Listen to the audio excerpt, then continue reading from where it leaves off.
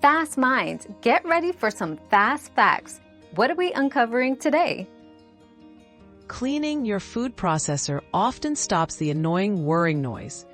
Food bits trapped under blades or near the motor cause continuous buzzing. Always unplug the device first, then clean removable parts and wipe the base to prevent blockages and motor strain. Regular cleaning keeps your processor running quietly and smoothly. We've quenched today's curiosity, but there's always more to learn. Keep the curiosity alive by subscribing and joining us for our next adventure.